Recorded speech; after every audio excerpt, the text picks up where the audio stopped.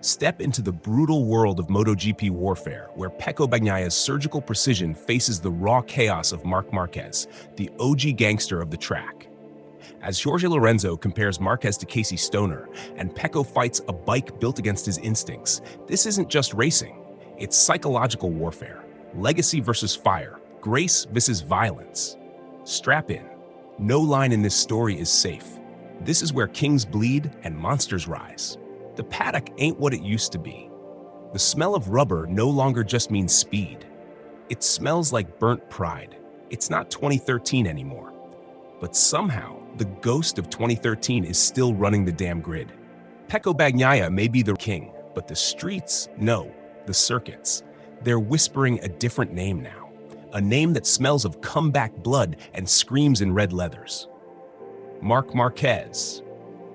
He's not just back, he's here to wreck dynasties. And the brutal truth? Pecco's the one standing in the middle of the storm, clutching his crown, while Marc dances in the fire with a grin like he's been waiting for this war his whole life. And Jorge Lorenzo, the old godfather of smooth destruction? He's pulled the trigger on a truth bomb that's still shaking the championship to its bones. Marc has that same sensational skill as Casey Stoner. He can dominate even when the bike ain't perfect. That's the difference. He didn't whisper it. He carved it into the wall of this season. The phenomenon returns. Marc Marquez, the savage savior. You thought he was done. You thought 4 surgeries, a broken body, a broken Honda, and 2 years of bleeding out on the sidelines would end him. You forgot who you were dealing with. This ain't some nice guy champion. This is Marc Marquez. The rider who made elbows and knees a part of his traction control system. The man who stared down Valentino Rossi in his prime and said, "You want to dance, old man?" He didn't just survive 2020-2022. He weaponized them. He turned every rehab session into strategy. He watched, learned, and waited. And when Ducati opened the door, he walked in like Tony Montana with a MotoGP contract and a death wish. "I've already lost everything. Now I ride for the kill." Now, he's not just beating you, he's taking your soul turn by turn. Ask Pecco. Pecco Bagnaia, the champion with a knife to his own throat.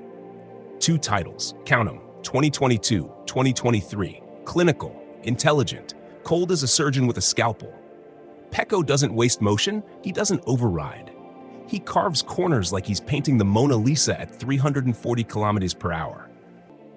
When the bike is perfect, nobody on this earth is touching him.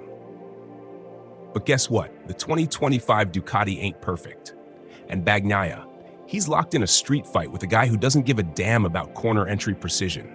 Marc doesn't care about how stable your front is. He doesn't care about your traction data or your sweet spot braking zone. He just wants blood. And right now, Pecco is bleeding confidence. Jorge Lorenzo didn't sugarcoat it. This bike, it's the exact opposite of what Pecco needs. He's outside his zone and Marc is inside his. The front end's chattering like it's got a secret to tell. The rear tire's screaming mercy by lap 15. And Pecco, he's adjusting, adapting, trying to survive. But survival don't win you races against a shark like Marquez. The psychological assassin. Marc's mind games, there's fast, and then there's fast with bad intentions. Marquez has always been the latter. He doesn't just win, he invades your dreams. He plants doubts in your crew chief's head. He forces your team to question whether the setup is wrong or if you are. Ask Rossi, ask Dovizioso, ask Jorge himself. Now, Pecco's in the sniper scope. Every qualifying where Marc puts it on the front row, it's a reminder. Every brutal last corner lunge, it's a message. Every race win with 3 save-worthy near-low sides, it's a damn manifesto.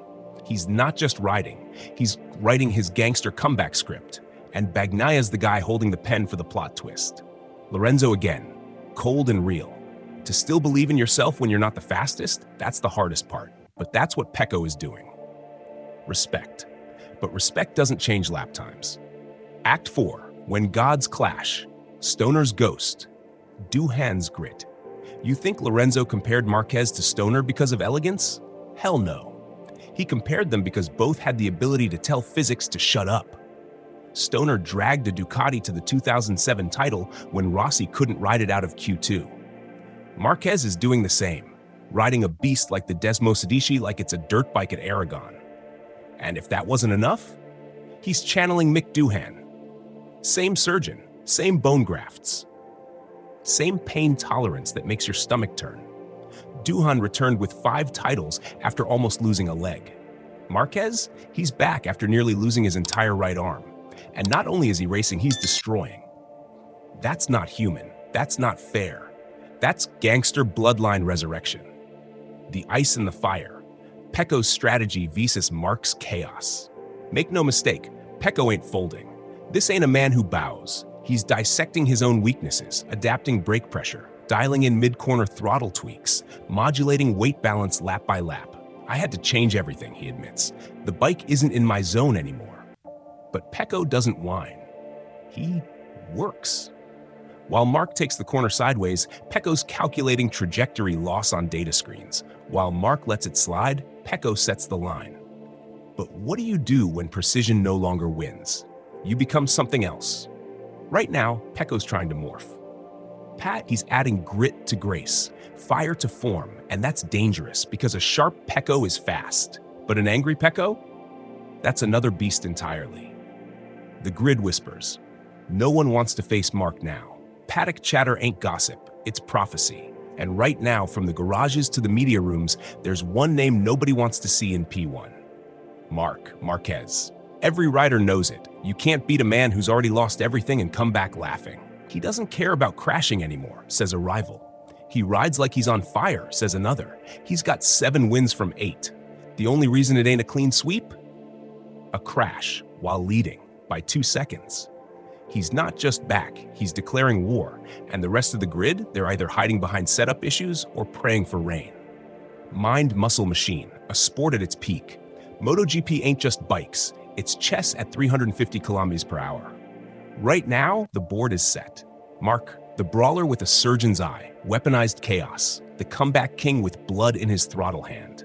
Pecco, the quiet storm, calculated, precise, staggered but still swinging. Behind them, the ghosts watch. Rossi, the doctor of strategy. Lorenzo, the architect of smooth perfection. Stoner, the ghost rider who mastered what others couldn't ride. Doohan, the blueprint for comebacks with iron pain.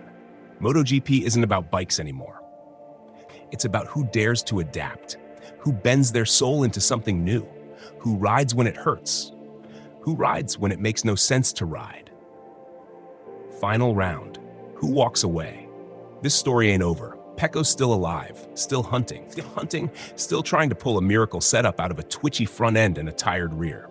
Marc, he's not just alive, he's reborn. Riding with the soul of Stoner, the scars of Doohan, and the fury of a man who was counted out too early. Lorenzo said it best. Bagnaia is riding well, but Marquez is a phenomenon, the best in almost all aspects. Translation?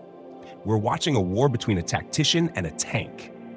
And until one of them breaks, MotoGP 2025 is a damn gangster movie with tire smoke for bullets. No safe zone, the Marc Marquez era. Welcome to the new age. This ain't a Pecco era. This is Marc Marquez returning to the throne not with gratitude, but with vengeance. He doesn't just want wins. He wants to erase 2020 to 2023 from memory. And the only way to do that? Burn everyone. Pecco's holding the line, but Marc's writing the script. And if you ask the legends, they know how this movie ends, with a number 93 wheelie into the sunset and one more crown, covered in blood.